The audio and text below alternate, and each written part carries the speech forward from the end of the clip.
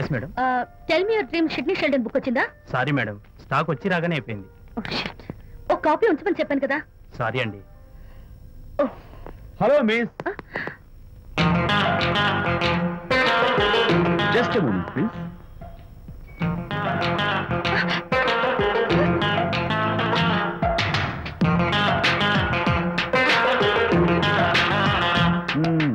మీరు ఒక పురుగు. వాట్?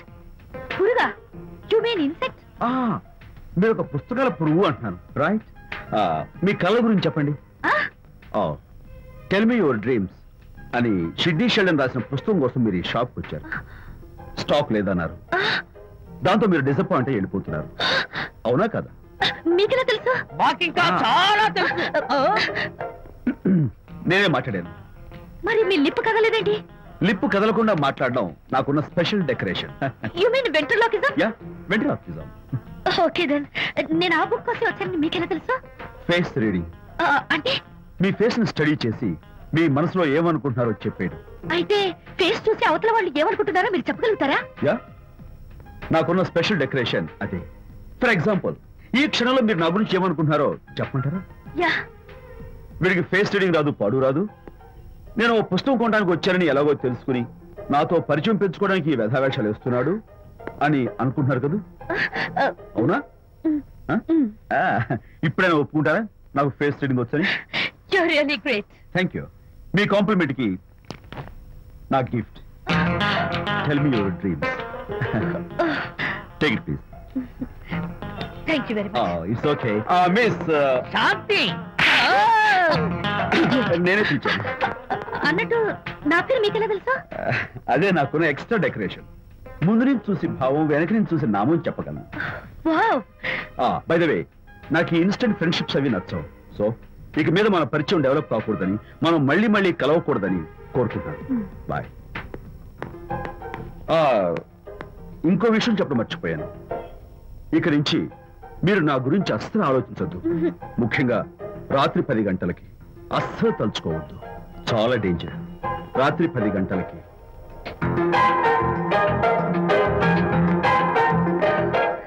Typical guy.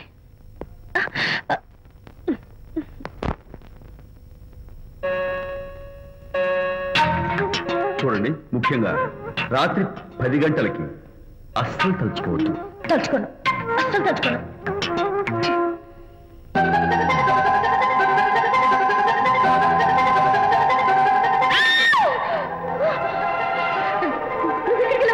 తలుచుకున్నా వచ్చాను. నేను తలుచుకోలేదు. ఇన్ఫాక్ట్ తలుచుకోకూడదని గట్టిగా అనుకున్నాను కూడా. తలుచుకోకూడదు అనుకుంటూనే తలుచుకున్నాం, అందుకే వచ్చాను. అయ్యో ప్లీజ్ ప్లీజ్ వెళ్ళిపో. మా అమ్మ నాన్న చూసారు, చాలా డేంజర్. ప్లీజ్. అది కూడా చెప్పారా తలుచుకోవద్దు డేంజర్ అని? No, I can't help it. అయ్యో ప్లీజ్ ప్లీజ్ వెళ్ళిపో. వెళ్ళు, వెళ్ళమంటుంది. వెళ్ళు వెళ్ళు వెళ్ళు. వెళ్ళమంటుంది. మాయ్, ఎవరిని వెళ్ళమని చూస్తున్నావు? అక్కడ ఎవరు లేరు. అయితే అంతా నా భ్రమ. ఇలాంటి పిచ్చి పిచ్చి భ్రమలు వస్తాయనే ఆ ఇంగ్లీష్ నవల్ అవి చదవదంటాను. డాడీ, ఇవాళ నాకు ఒక young dynamic and charming fellow కనపడ్డాడు. మన ఫేస్ చూసి మనం ఏం ఆలోచించుకుంటున్నామో చెప్పేస్తున్నాడు. నేనేం బుక్ అనాలనుకుంటున్నానో అది కూడా చెప్పేశాడు. అంతేకాదు, రాత్రి 10 గంటలకి నన్ను తలుచుకోవద్దన్నాడు. నేను తలుచుకున్నాను, వచ్చేసాడు. నేను నమ్మను గాక నమ్మను. లేకపోతే మన మొహం చూసి ఏం ఆలోచిస్తున్నావో చెప్పడం ఏమిటి? నా మొహం. నీ మొహం. నా కూతురు చెప్పిందంటే అలాంటి వాడు ఉండే ఉంటాడు. నువ్వు వెళ్ళి పడుకోమ్మా. భర్తమాత గడ్డం వస్తే రౌరవాద నరకాలు పట్టిపోతావే పాపిస్తానా అన్నాడు సరళ తండ్రి తన భార్యతో ఈ నవల్లో. డైరెక్ట్ గా నన్ను తిట్టే ధైర్యం లేక నవల్ని అడ్డం పెట్టుకుని తిట్టే చవట సన్నాసి మీరని నాకు బాగా తెలుసు. పదండి పదండి. ఆ అమ్మాయి పడుకున్నావు కదా, ఏమీ వెళ్ళలేదు కదా. అమ్మాయి వెళ్ళలేదు కాబట్టి నేను ఏమీ అనుకోను. హలో, నేను విషయం మాట్లాడుతాను. బాబు, అనితమ్మ గారిని ఆ తాగుబోసచ్చినోడు తోసేశాడు. ఏమైంది? అమ్మగారు కింద పడిపోయారు. బాధతో మెలికి తిరిగిపోతున్నారు. ఓ మై గాడ్, నాకు చాలా భయంగా ఉంది బాబు. మీరు తొందరగా రండి బాబు. నేను వెంటనే బయలుదేరి వచ్చేస్తాను. ఈ టైంలో ఎక్కడికండి? అనేది కింద పడిపోయిందంట. నేను వెంటనే దగ్గరుండి హాస్పిటల్కి తీసుకెళ్ళాలి. వేరే ఎవరైనా తీసుకెళ్తారండి. ఇప్పుడు మీరు వెళ్ళొద్దు ప్లీజ్. అర్థం లేకుండా మాట్లాడుకో.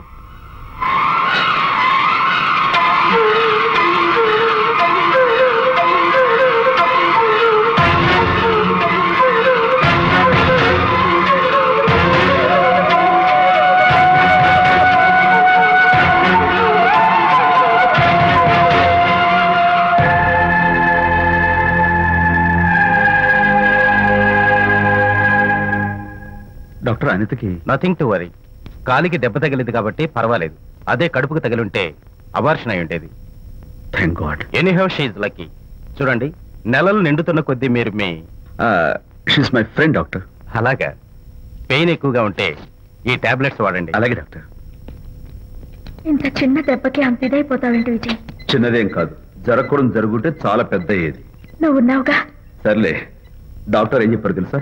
నువ్వు పిచ్చి పిచ్చి ఆలోచనలు పెట్టుకుని మనసు పాడు చేసుకోవద్దని, ఎప్పుడు సరదాగా ఉత్సాహంగా ఉండాలని, కష్టమైన పనులు ఏమీ చేయకూడదని, బాగా రెస్ట్ తీసుకోవాలని, సమయానికి మందులు వేసుకోవాలని, మంచి ఆహారం తీసుకోవాలని, జ్యూసెస్ తాగాలని, ఎక్సర్సైజ్ చేయాలి. ఇవన్నీ డాక్టర్ గారు చెప్పుండరు, నువ్వే కావాలని చెప్తున్నావు కదా. అఫ్ కోర్స్, ఇందులో డాక్టర్ చెప్పిన కొన్ని, నేను కల్పించి చెప్పిన కొన్ని. ఈ డెకరేషన్ అంతా ఎందుకో తెలుసా? నా కొత్త ఫ్రెండ్ కోసం. కొత్త కొత్త ఫ్రెండా? నేను కాకుండా? ప్రస్తుతం నీ కడుపులో రెస్ట్ తీసుకుంటున్నాడు. రేపు వాడు బయటకు వచ్చాక నా చెవి పట్టుకుని, ఎరా భడవా, మా అమ్మ నీ బెస్ట్ ఫ్రెండ్ అంటావే, మరి తను ఎలాగైనా చూసుకోవటం, నువ్వు చేసిన తప్పు శిక్ష ఉండో తెలుసా? నేను నీ బట్టల మీద, ఆ తర్వాత నీ మీద పోసేస్తాను అన్నాడు అనుకో, ఆ అత్తల సువాసనలకి, ఆ గుహాళింపులకి నేనేమైపోవాలి, నా బట్టలేమైపోవాలి. కాబట్టి అమ్ముడు, నా లిటిల్ ఫ్రెండ్ కోసం ఇక నుంచి నువ్వు నా మాట వినాలి, తప్పదు. ఓకే? విజయ్, నువ్వు నా తోడు లేకపోతే నేనేమైపోయేదాన్ను. నీ ప్రేమ అభిమానం చూస్తుంటే నాకేమనిపిస్తుందో తెలుసా? మళ్ళీ జన్మంటూ ఉంటే నీ కడుపున వచ్చి పాపాయిని పుట్టాలనిపిస్తోంది. ఎందుకంటే ఎలా చెప్పాలో. ఊరుకో. మా అనిత ఎప్పుడు ఇదొకటి అనితలాగే సరదాగా, హుషారుగా, అల్లరి చేస్తూ, గోల్ చేస్తూ ఉండాలి. Okay? Come on, Chira. That's good. Come on, let's go. రా తల్లి రా. అల్లుడితో చెప్పకుండా అలిగొచ్చేసావా? చాలా మంచి పని చేశావు. నా కడుపున పుట్టినందుకు నేను గర్వపడుతున్నాను. దానికి కారకుండైనందుకు నేను సిగ్గుపడుతున్నాను. ఆడపిల్ల అడిగి అత్తవారి నుండి వచ్చేస్తే 4 మంచి మాటలు చెప్పి పంపించాల్సింది పోయి వెనకేసుకొస్తావా వేరు పెనుగా అన్నాడు సుబ్బాయమ్మ భర్త తన భార్యతో. శాంతి, శాంతి. అల్లుడు గారా, రండి రండి. ఏమిటి శాంతి, మాట మాత్రమే చెప్పకుండా వచ్చేసావు? మాట వినని మనిషితో చెప్పి రావాల్సిన అవసరం నాకు లేదు. సర్లే, పద ఇంటికి. ఏ ఇంటికి? మన ఇంటికి. ఇల్లాలి మాటకు విలువలేని ఆ ఇల్లు దాని ఇల్లు ఎలా అవుతుంది? మీరు ఆపుతారా? శాంతి, నువ్వు చిన్న విషయాన్ని పెద్ద విషయం చేస్తున్నావు. చిన్న విషయమా? ఇది చిన్న విషయమా? పెళ్లిలో అది మీతో రాసుకు పూసుకు తిరుగుతుంటే చిన్న విషయమని సరిపెట్టుకున్నాను. నట్టి నడి బజార్లో మీరు దాన్ని కౌగులించుకుని ఓదారుస్తున్నానని చెప్తే చిన్న విషయమని సర్ది చెప్తున్నాను.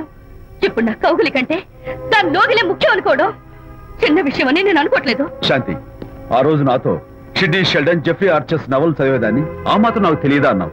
అంతంతలా పుస్తకాలు చదవడం కాదు, మనుషులను చదవాలి, వాళ్ళ మనసుల్ని అర్థం చేసుకోవాలి.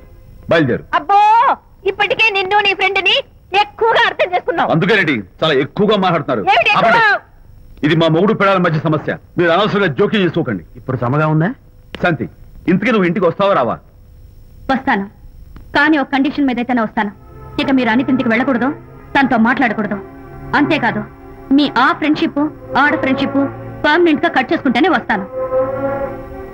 శాంతి, మీరిద్దరు నాకు 2 కళ్ళు లాంటి వాడు, అందులో కళ్ళు పొడి చేసుకోమడి ఎలా? ఇవాళ 2 కళ్ళు అంటారు, రేపు 2 ఇళ్ళు అంటారని ఏంటి గ్యారంటీ? ఆహా, అయితే ఫైనల్ గా చెప్తాను విను. అనిత నాకు ఫ్రెండ్, నేను తనతో మాట్లాడతాను, తన ఇంటికి వెళ్తాను, తన బాగోగులు చూస్తాను. నీకు ఇష్టమైతే నాతో రా, లేకపోతే. మీకు మీ ప్రత్యేకమైన ఫ్రెండ్ మీద, ప్రత్యేకమైన ఫ్రెండ్షిప్ మీద మోసు తగ్గి పెళ్ళం కావాల్సి వచ్చి నా కాళ్ళ దగ్గరికి వచ్చినప్పుడే నేను వస్తాను. నీకు అంత డెకరేషన్ లేదు.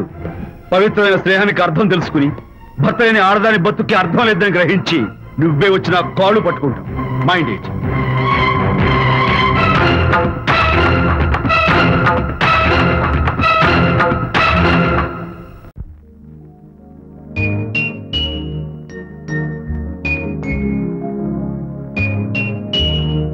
అమ్మా, ఆ బొమ్మ చూస్తుంటే నీ బాధ ఏమిటో నాకు అర్థమైంది తల్లి. నీకు సీమంతం జరిపించలేదనేగా, నీకు సీమంతం జరిపించడానికి పైసా కూడా లేని దరిద్రుడి క్షమిస్తమ్మా.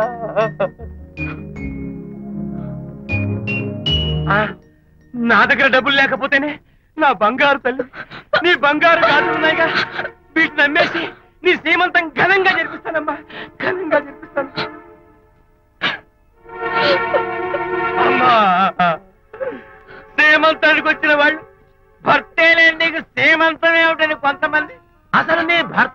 అయ్యాడు అని కొంతమంది అడిగి నిన్ను బాధ పెడతారు. అందుకని వద్దమ్మా, శ్రీమంతం వద్దు వద్దు. దీన్ని కూడా అమ్మేసి ఎక్కడైనా శ్రీమంతారా తాగి ఏడుస్తూ బాధపడతా.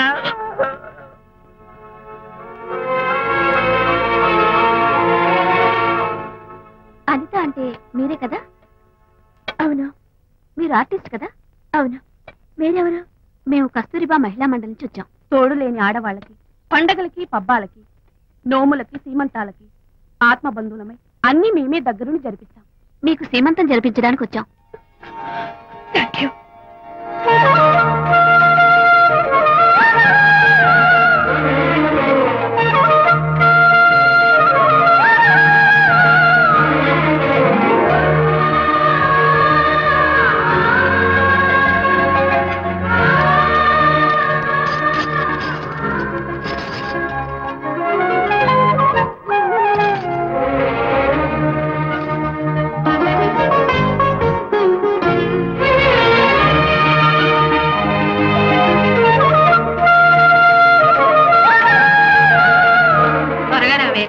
ఒకటి, 2, 4, 6, 8, 10, 15, 18, 19, 20. అనిత, ఏమిటి డెకరేషన్ అంతా? విజయ్, రారా. విజయ్, ఇవాళ నాకెంత సంతోషంగా ఉందో తెలుసా? జరగదనుకున్న సీమంతో ఎవరో మహిళా మండలి వాళ్ళు వచ్చి జరిపించారు. గ్రేట్. ఆ తర్వాత చెప్తాను, ముందు ఆశీర్వదించు. Sure sure. God bless you. మరి గంధం? నేను వస్తాను. Thank you. మంగళహారతి ఇచ్చి పాట కూడా పాడనా? జస్ట్ మినిట్, చేయడానికి వస్తాను.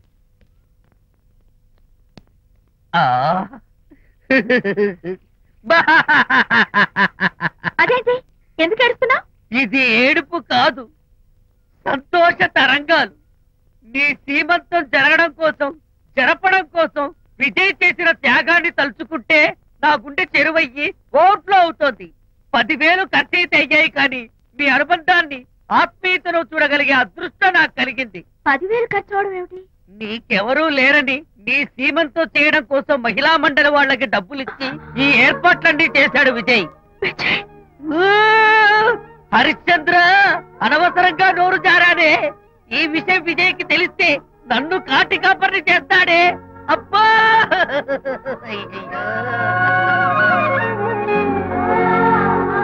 అనిత,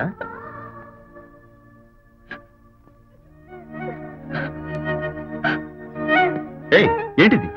విజయ్, నీకు చేతులెత్తి దండం పెట్టాను. నీ ఒళ్ళో పడుకుని ఏడవాళ్ళు. నాకేమర్థం కావడం లేదు. అనిత, ఏమైంది నీకు? నా చిన్నప్పుడే మా అమ్మ చచ్చిపోయింది. అమ్మ ప్రేమ ఎలా ఉంటుందో కూడా నాకు తెలీదు. అమ్మ మనసుతో ఆలోచించి నాకు సీమంతం జరిపించిన నీలో నాకు అమ్మ కనిపిస్తోంది. అనిత, నో, ఈ టైంలో నువ్వు అస్సలు కంటతడి పెట్టకూడదు. వచ్చారా? అల్లుడి గారి ఆఫీస్ లో ఆ టైపిస్ట్ పిల్లని 4 దులిపొచ్చారా? 4 ఏమిటి, 44 దులిపించుకొచ్చా. అదేమిటి? అదేమిటేంటి, నీ పెళ్ళానికి లేకపోయినా నీకైనా బుద్ధి లేదా అని చీవాట్లు పెట్టింది ఆ పిల్ల.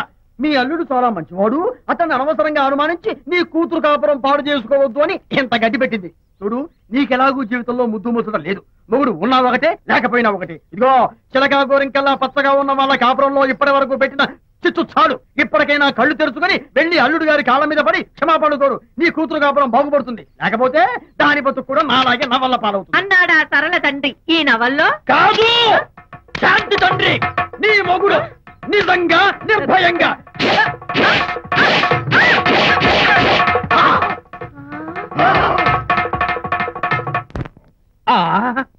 అబ్బో అబ్బో హరి, అబ్బా, ఏమిటంత కంగారు పడుతున్నావు?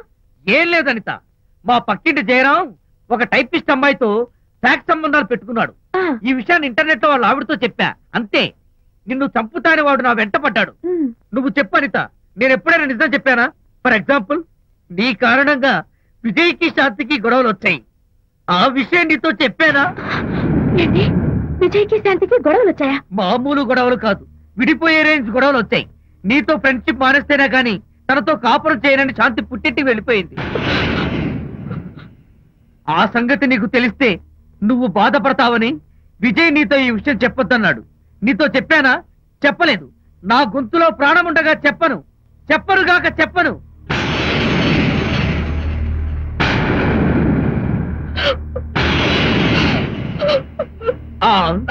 ఇప్పుడు నేను ఏమన్నానని కళ్ళనీళ్లు పెట్టుకుని విసవిసా వెళ్ళిపోయింది.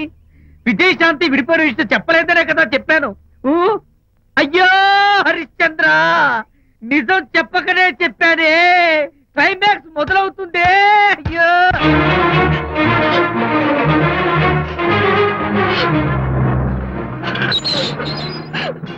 ఇక్కడికి ఎందుకు వచ్చావు? శాంతితో మాట్లాడాలి. వాళ్ళ సంసారం నాశనం చేసింది చాలక ఇంకేం మాట్లాడాలి? వెళ్ళి ఇక్కడి నుంచి. వాళ్ళు విడిపోయిన విషయం నిజంగా నాకు తెలియదండి.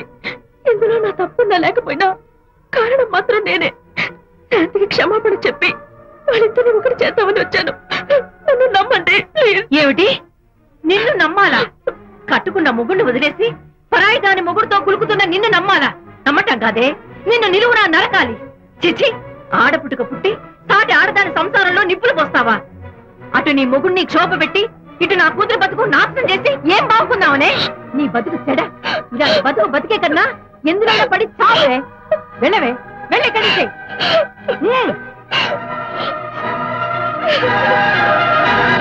నన్ను క్షమించకు విజయ్. ఈ 3 కార్లు వరుసగా నా మీద ఎక్కించి చంపేయి. నీ ఎక్స్ట్రా డెకరేషన్ నాకేం అర్థం కావట్లేదు. ఏం చెప్పంటావు విజయ్? అనిత కారణంగా శాంతి నీతో గొడవపడి పుట్టింటికి వెళ్ళిపోయిందని నాలోని హరిశ్చంద్రుడు అనితతో చెప్పేశాడు.